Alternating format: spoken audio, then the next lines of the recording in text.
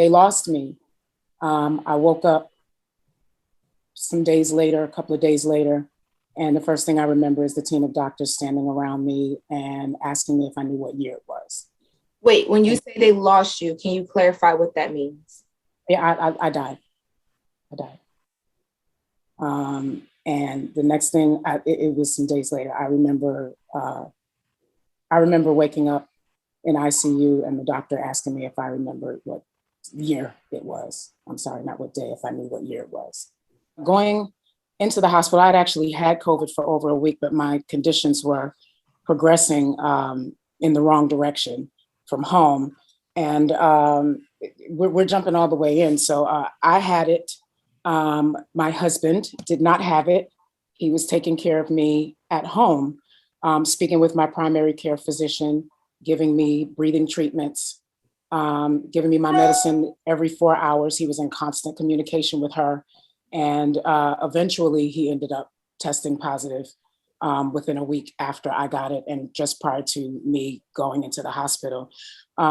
She could see, she was seeing me every day on FaceTime and walking him through administering meds. And when it got to a point, my temperature had raised right to about 103 and my breathing was extremely shallow.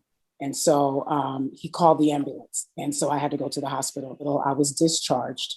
The hospital needed beds. I was able to go home and go home with oxygen, and go home with oxygen and have home health aides come check on me throughout the week, which is what happened for a period of 4 weeks after being released from the hospital. So people were definitely seeing me. The people that could actually say something are not allowed to because of HIPAA law.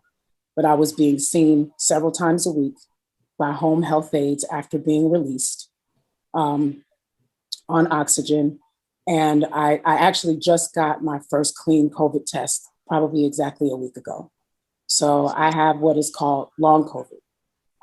And I am facing a very uphill battle right now. So I'm gonna cry. I have a lot of rehabbing to do. I suffered a lot of internal damage. And so I have a lot of rehabbing to do before I am able to be what I like to call concert ready again. And following the year I've had losing so many people, I had just lost my grandmother before I was diagnosed. And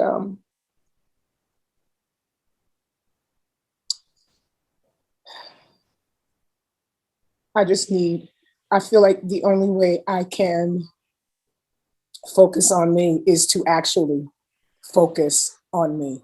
There were people, I don't know how, fans or whoever they were, coming to my house, people ringing the bell, leaving things at my doorstep, disturbing my neighbors all times of the day and night. I've had that happen. It got to the point, and this wasn't months ago, I literally just left my house maybe a week ago because I couldn't rest there. My doorbell was being rung all hours of the day and night. I turned off everything. I wasn't on social media. It hasn't been 2 months since I've seen my sister. It's been a year. I haven't been in the same room with her since my mother's funeral. Prior to that, we hadn't seen each other all pandemic long. That's not new for us. It's not new for us. We've been strained for a very long time. I was never missing. I was never missing. I was in my home. I was being seen by doctors. First and foremost, with 2 people in the house with COVID, we both had COVID. There was no visiting. There was no visiting the house. We both had active COVID cases.